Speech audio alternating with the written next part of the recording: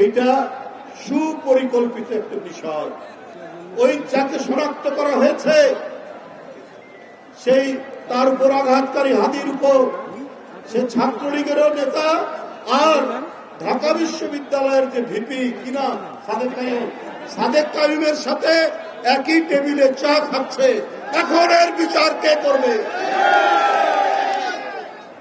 এই কারণেই এই পরিকল্পিত নকশা করেছে ওই সংগঠনটি, যেটা তাদের অভ্যাস।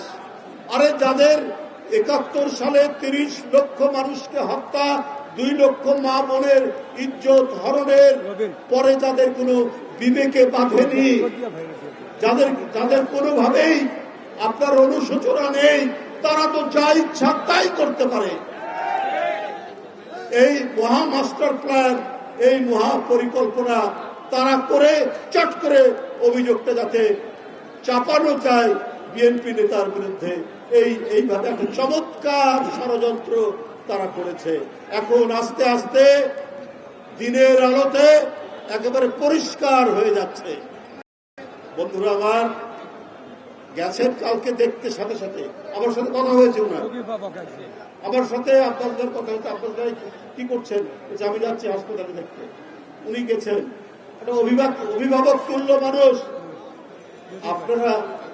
আমরা লড়াই করলাম ডেমোক্রেসির জন্য, আর প্রতিষ্ঠা ৫ই আগস্টের পরে আপনারা প্রতিষ্ঠা করলেন মবক্রেসি, মব কালচার তৈরি করলেন। মবক্রেসির ভালো বাংলা হচ্ছে উশৃঙ্খল জনতাতন্ত্র।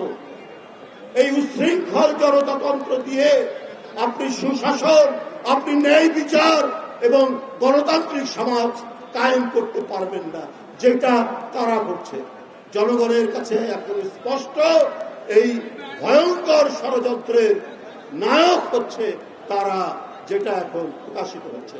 আমি হাদির উপর আঘাতকারী ওরা যেই হোক, জনগণ চিনে ফেলেছে, প্রশাসন চিনে ফেলেছে। আমরা তাদের দৃষ্টান্তমূলক তদন্ত করে দৃষ্টান্তমূলক শাস্তি আমরা দেখতে চাই।